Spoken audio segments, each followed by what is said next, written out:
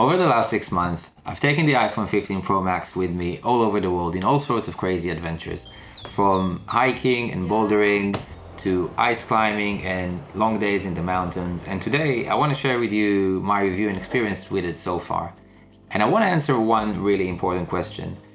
Is the iPhone 15 Pro Max a really good outdoor companion, or is it just another really expensive phone? To answer that question, there are 3 key areas that I really want to look into. The first one is the durability and build quality. Second one will be the camera, and can it actually replace my big camera on a pinch when I cannot actually take it because we have to carry a lot of other equipment. And lastly, let's talk about emergency and survivability. According to Apple, this is made from aerospace grade titanium, which is probably the toughest, most durable titanium you could get. But to be fair, it's almost always inside this case here.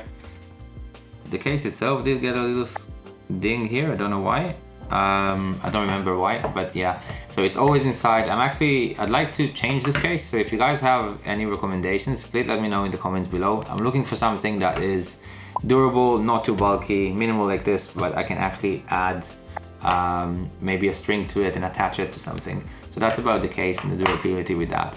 Next thing I want to talk about is the screen. So the brightness on this is great. It's always readable, even if you're in the snow and there's a lot of reflections from the sun on really bright days. I've never had any issues of reading the screen with that, so that's actually really good.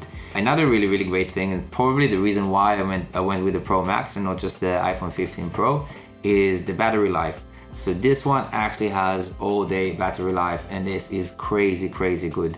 Even in really cold conditions, I've had days of 12 hours and even longer taking pictures with it, taking videos with it, using it for route finding with the GPS and a lot of other features. And at the end of the day, it still held and I still had battery throughout the day.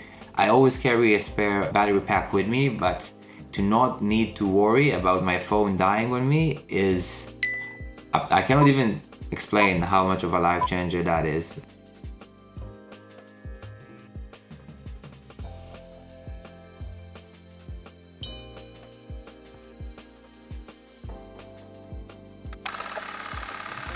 The cameras on the phone essentially have 3 focal lengths. The main one, which is 24 millimeters, the one that goes really wide, which is equivalent of 12 millimeters, and on the 15 Pro Max, we get the 5X, which is equivalent of 120 millimeter telephoto lens. Having that kind of a wide range to go from all the way from 12 to 120 is really cool. Now, for photography, I think that big cameras are still obviously winning, even for video, but you can still get really good photos, and especially with the RAW format, and then you're able to push it and edit this. I think the photography on iPhones is really cool. The biggest surprise I had when it comes to photography on this phone is the ability to shoot in log profile for videos. This has been such a welcome improvement, because it means that now if I need to take a video when I'm out, I can just pull out my phone, take it in log profile, and then I have the full ability and flexibility to color grade and push and pull the video as I would like, as I would do with my full-blown camera. So I've done it actually in some of my climbing trips where I've solely used the phone because my camera either ran out of battery or space, or I couldn't actually take it with me because it was too heavy and cumbersome. So that's really great plus to that. And to help with that, we also get the USBC port, which means that I am pairing this always with the Crucial X9 Pro. The reason I use this and not a smaller SSD is because this is quite small and light, by the way.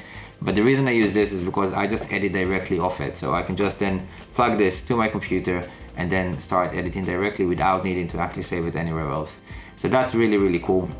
Then lastly, with the cameras, we also have an action button. Now, I was quite skeptical at the beginning because I was like, why would I use that? Why would I not just use like the normal app? But then it hit me, because when you're wearing gloves, I can just set up my camera settings as I would like. I mainly shoot wide, so 12 millimeters on log, on 4K, 60. And then with a push of a button, I can get into the camera, and then with another push I can start recording, with another push I can stop recording. So I don't actually need to use the touchscreen.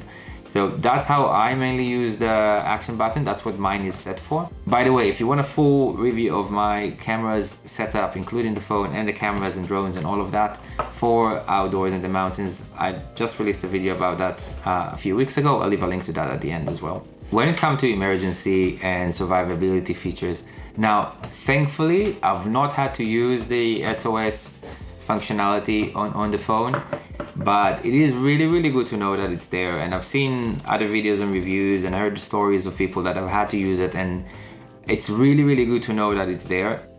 It's not going to fully replace something like the Garmin InReach Mini, which can actually be fully connected and constantly send updates and messages to your friends and family if they want to track and see where you are. But the InReach Mini also comes at quite a steep price with a monthly subscription.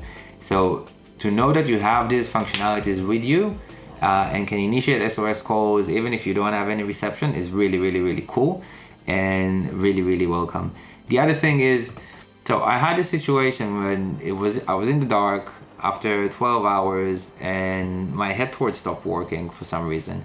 And just knowing that I still had battery here if anything happened, because we still had to hike through the snow quite far, and to be able to use the torch at the back when I needed.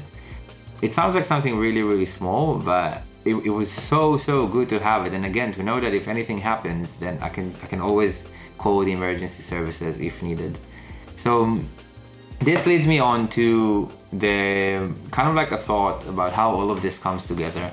And I think that the biggest value that I get from the iPhone 15 Pro Max, and my previous phone was the iPhone XS, so I never even had that before, is having that reliability and peace of mind that I know that I have a piece of tech that is with me. The battery is gonna last the whole day. If my camera fails or something like that, then I can use this to take photos and videos which are good enough for everything I do. If something bad happens, then I have that emergency service with me, someone at the door.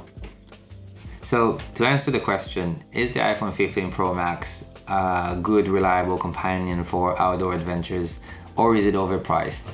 Well, I think it is. I actually think it is a really good outdoor companion. It's really good cameras that are reliable. It actually saves money in terms of SOS functionalities and stuff like that. And if anyone would have asked me, I would say, if you need a camera for outdoor photography, I would just get an iPhone, to be honest. The one thing that I would keep in mind is redundancy. So having so much reliance in so many areas on just one device is something that I'm not extremely happy with. So I don't want to put kind of like all the eggs in one basket in terms of like, this is my extra camera, this is my extra SOS device as well. So I would like to think, I don't know, let me know if you have any suggestions or idea. What is your setup actually when you go out? Or if you have experience with the phone outdoors, and how do you feel about that? Okay, if you'd like to see more about the camera setup that I use, then check out the video. I don't remember which site that is, but I will post it up. Thank you. If you enjoyed, subscribe, like, and I'll see you very soon. Bye-bye.